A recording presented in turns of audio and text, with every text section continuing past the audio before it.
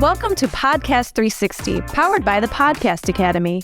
In 3 questions, answered in 60 seconds each, you'll experience a 360-degree view of podcasting and the people who are building out the industry. Company founders will take turns sitting in the seat of both guest and host, creating a chain of podcast knowledge and perspective. These conversations are going to get down to business quickly. Each host will ask their guest 3 questions, and they will have 60 seconds to answer each one. You'll hear the timer counting down their final 15 seconds.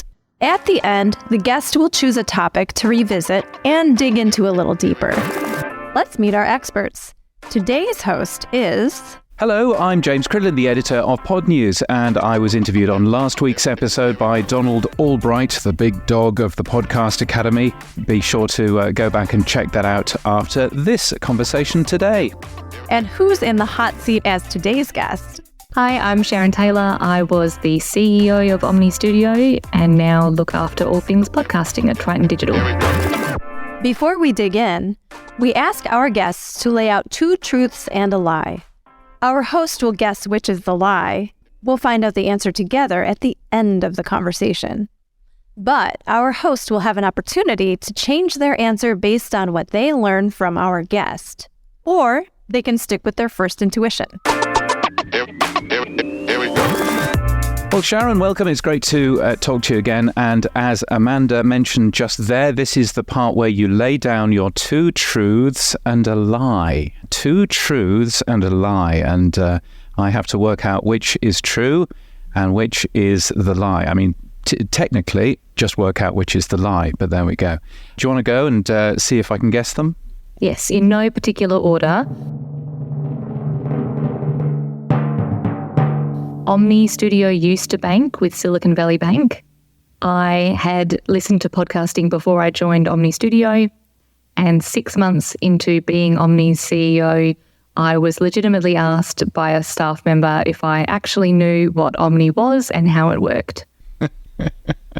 Well, gosh, I am going to use a little bit of insider knowledge and suspect that because Omni Studio is an Australian company, I'm going to suspect that one might be the lie, but you don't have to tell us yet because we have to guess at the end. It's time for everybody else to get to know you a little bit better, though. I've got 3 questions for you. You've got 60 seconds to answer each, and the producer will be holding up a stopwatch. And after that, then you get to pick up one of the subjects that we covered to go back and elaborate on. So are you ready for this? I am, and you know me very well. I'm sure not being verbose and sticking to 60 seconds is going to be really, really easy. Let's go. Well, let's give it a go. It's question 1, and it's a topical question. YouTube is coming to podcasting, and obviously Spotify has had a big effect on podcast consumption as well. So where do you see the future for RSS, and is podcasting going to continue to be in the open? I think definitely yes. I think that if podcasts were going to be video, they would have become video by now. I think there's a lot of exciting things that are happening in the video space. I think that it's great for discovery. There's a new audience hopefully awaiting us over there. I don't think the RSS is going away anytime soon. I certainly hope it doesn't, because I quite like the open nature of podcasting, even though it does present some challenges at times. I don't need the extra 27 seconds. I've shocked us all. That's how I feel. Excellent. You've done an excellent job there.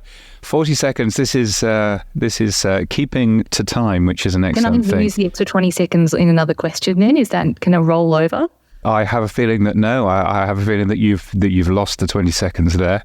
Let's move on to the next question. Who knows? Maybe. Are podcast hosting companies all the same now, Sharon? Oh, that is a tough one, James. I don't think they are. I think that some elements of podcast hosting are table stakes. The ability to upload audio, distribute it, share it around.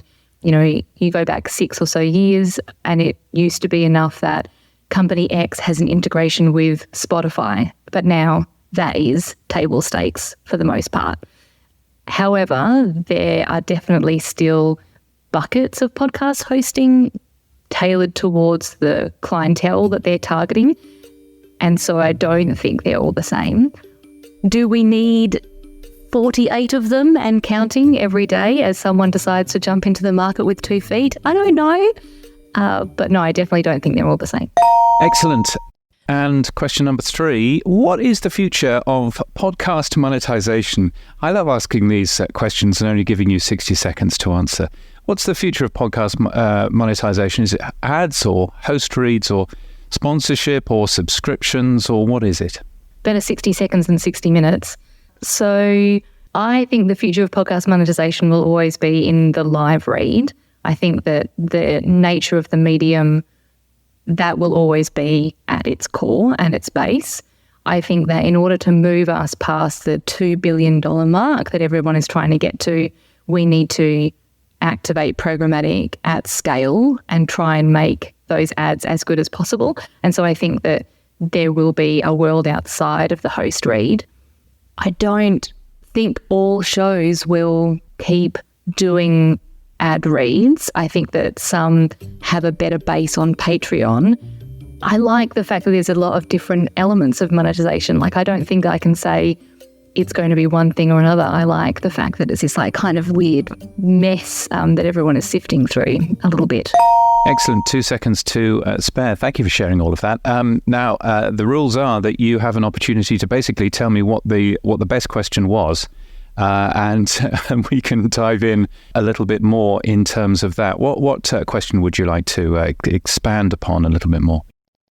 Podcast 360 will be right back after a quick break and a word from our sponsors. And now, back to Podcast 360. It's between YouTube and monetization for me, I think. Let's drill into the dollars a little bit more. Let's drill into the dollars a little bit more. Do you have any idea of how many podcasts are actually monetized out there? I would say not the majority. I mean, we host 16,000 different feeds at the moment, and I'm just going to pull numbers. Like, it feels like the vast majority, like 90% plus, are all monetized.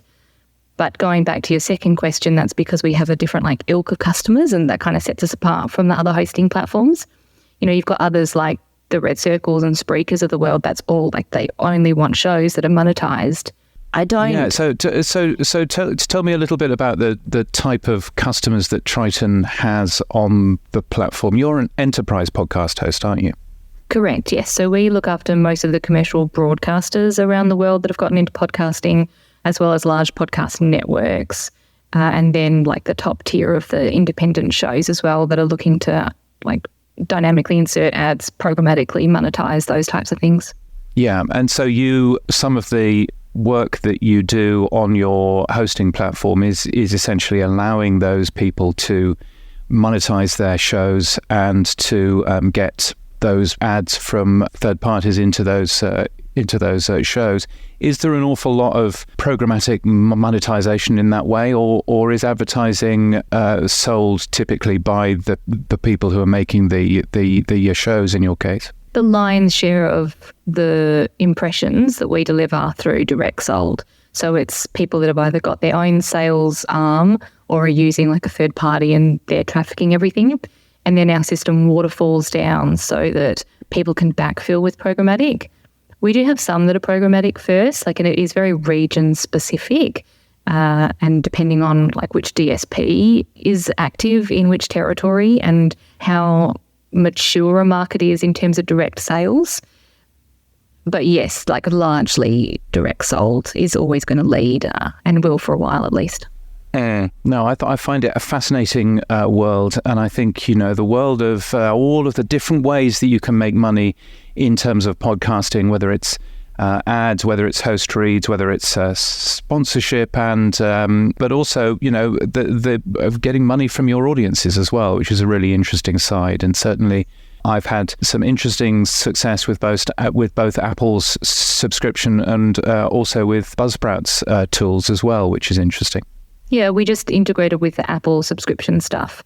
And I think a lot of people are playing around with it. Like, I don't know that anyone's really formulated a full strategy. It's a lot of work. Like the data is showing that people don't really care for just ad-free feeds on a subscription model. And so you have to be willing to kind of invest a lot more time and energy into creating bonus content or like trying to window things or get creative in that way. I would like a world where you could still insert dynamic ads into Apple subscriptions personally. I think that there is a world where you could have a paid show that is unique enough content, desirable enough by an audience that they're willing to pay a certain amount for it, and you could still have a sponsor in order to pay for that content creation. Yeah, I think cable TV comes with advertising as well. So I think that's absolutely a thing. Well, it's been really good to learn a little bit more about Triton. And there's just one more thing that I have to do here. I have to make my final guess for 2 truths and a lie. Here we go. I think I'm going to rather boringly stick with my original answer, which was that I'm not convinced that Omni Studio originally banked with Silicon Valley Bank, but you're going to tell me now that I'm wrong. I am going to tell you that you're wrong. Like all Really? Australian startups, we had a Delaware Corp and we needed a Silicon Valley Bank account. So it's long since shut down, but yes, that was us back in the day. Wow, I bet you're pleased you shut that down. I'm so pleased about so many things in our history, not the least of which that I don't need a Silicon Valley Bank account anymore. Yes, correct. So what was the correct lie then? So I have to admit that I am ashamed of this. I mean, both of the other two are not overly great. And I did ask my team 45 minutes ago if this would reflect badly on us. And I was assured it wasn't. So fingers crossed. So I had never listened to a podcast before joining Omni Studio. Excellent. Good work. Why did you? Was it a job ad that you responded to? Why did you join? Like that before I walk in for the interview. What is podcast?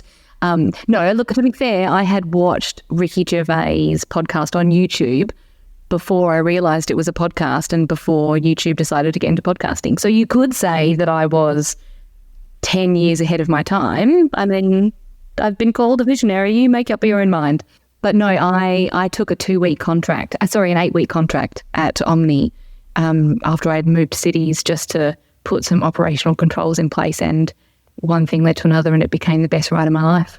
Wowzers. Well, there you go. Well, thank you to Sharon for taking the time to share with us today. You can catch her sitting in this chair, the host's chair, not this actual chair, because it's about 10,000 kilometers away from your chair. But anyway, you can catch her sitting in the host's chair on next week's episode, where she has the opportunity to turn the mic on another founder. Sharon, please let everybody know where they can find you and find Triton or other shout-outs that you'd like to give. You can find me and anyone throughout Omni or Triton at tritondigital.com. And my last shout out, I will just assure the audience that I do listen to podcasts now. I should hope so too. I mean, obviously Joe Rogan, I'm imagining. Who else? Ben Shapiro, big fan. Who are you really listening to? I listen to The Dollop religiously. But yeah, news podcasts, I'm very dull, unfortunately.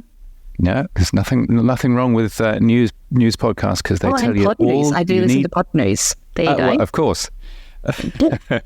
Well, yes, news podcasts, of course, tell you all you need to know today, as is the phrase. Thank you to the Podcast 360 team for having me, and thank you to Sharon for being my guest, and thank you to you for listening. And remember to catch up on last week's episode as well, and look for us again in the next installment of Podcast 360. Thank you for listening to Podcast 360, where you experience a 360-degree view of podcasting. Special thanks to the Podcast Academy and DCP Entertainment. Follow us on social media and subscribe wherever you get your podcasts so you never miss an episode.